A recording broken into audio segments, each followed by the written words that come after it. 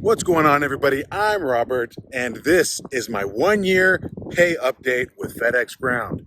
So yeah, now August marks the 1 year anniversary that I first started, where I first got licensed. I got my CDL license, and the first and only job that I've ever had has been with Fedex Ground, and I've been stuck with them ever since.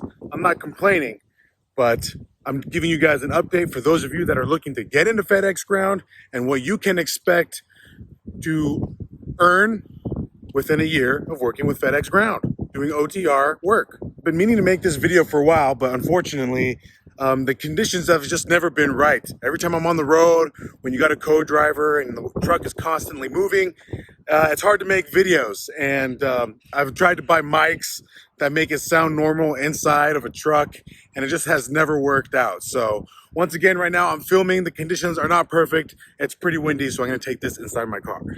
So for full context, for those of you that are watching this video and have not seen my very first video on this channel, in which I was going over the pay for a Fedex Ground OTR driver as a new driver, I would highly suggest that you do. Now, given in retrospect, I made that video only driving for Fedex Ground for maybe about 2 or 3 weeks, and I still was, new. I didn't have like the full context, the full spectrum of knowledge as a new Fedex Ground driver. And in that video, I mentioned that I was consistently making around $1,700 a week, which at that time was completely correct.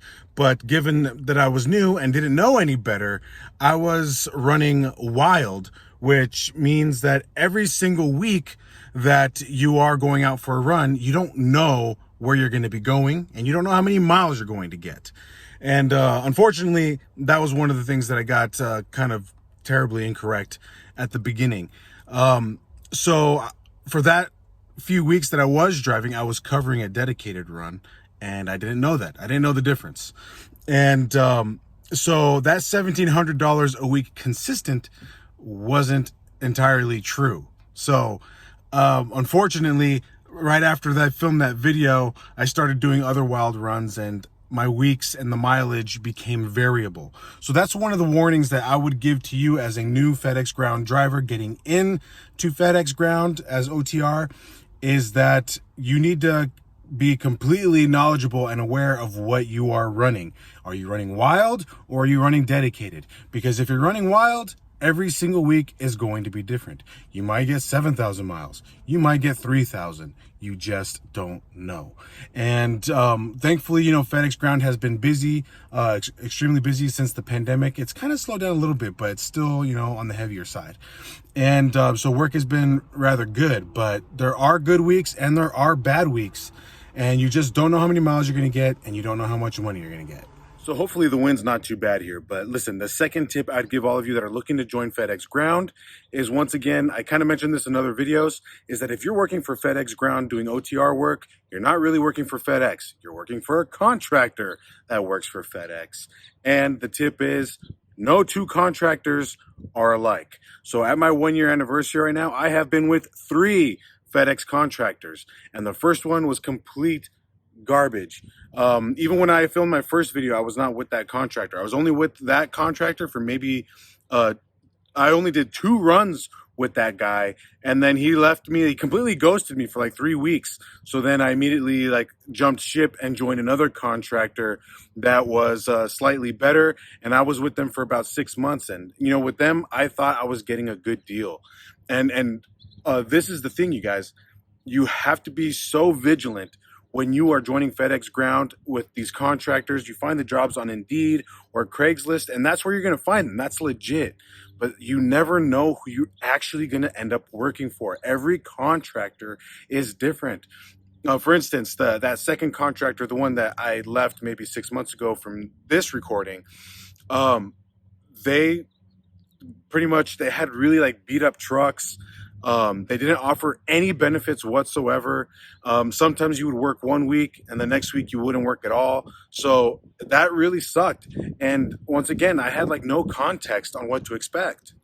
Okay, so now I'm with my third contractor, and compared to the last 2, I mean, it's absolutely incredible. So, for instance, my second contractor, like I said, had the crappy trucks, whatever.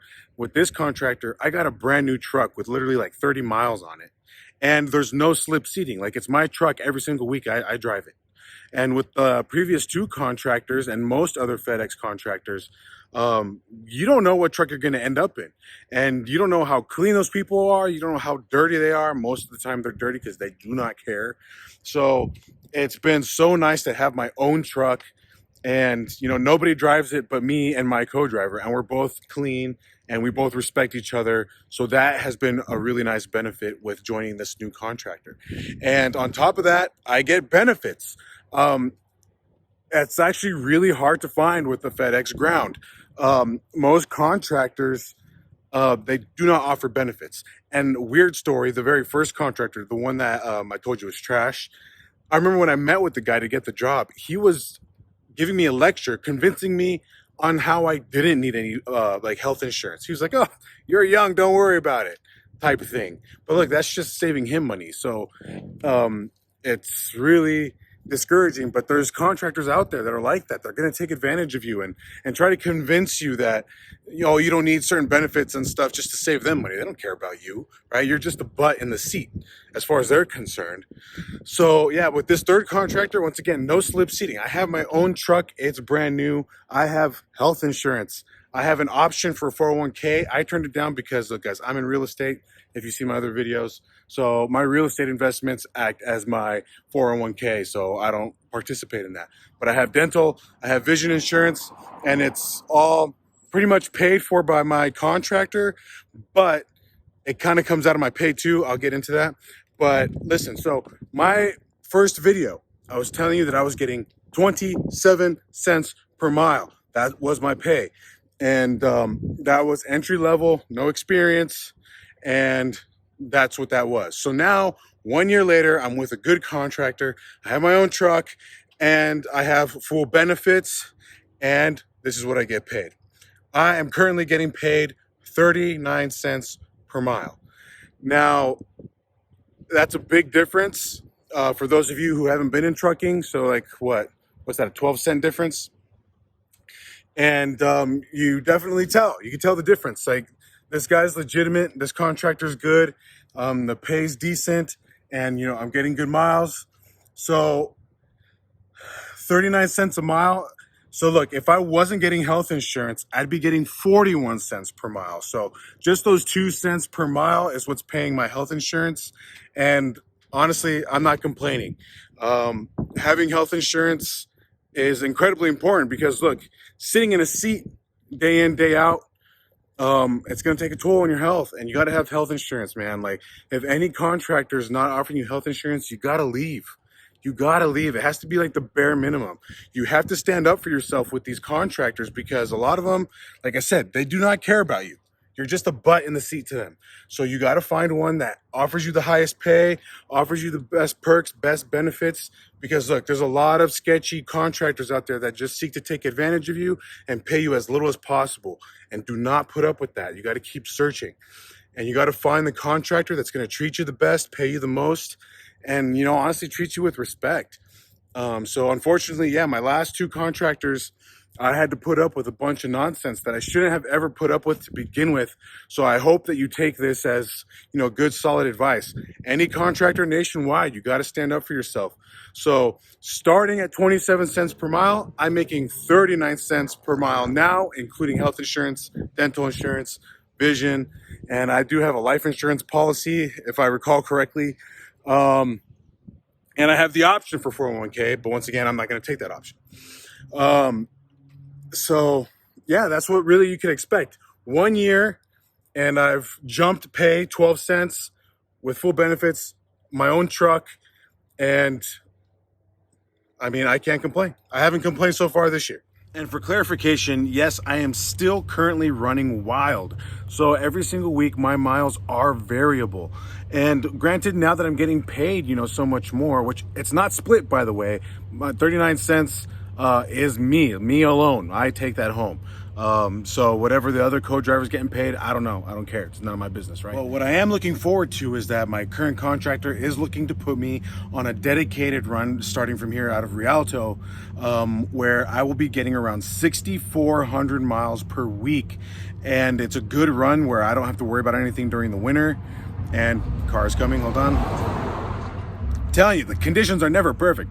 But anyways, so I'd be on that dedicated run making running 6,400 miles per week, and I did the math with my current pay. If I got put on that dedicated, as I'm being promised at the moment, I will be making roughly $2,300 per week, and that's some good money as far as I'm concerned.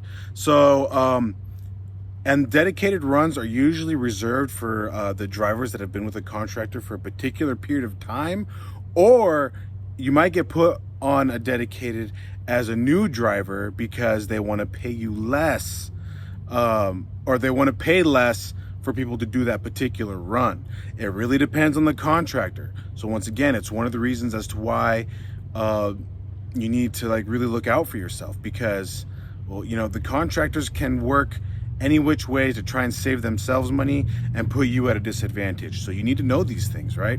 So that's what I'm here for. So in closing, you guys, listen, if you're joining Fedex Ground, the major red flag and the thing you got to look out for is the contractor you're driving for. It's one of the things that you just overlook. I know some of you may need a job and want to get on the road right away, but look, sure enough, join a contractor.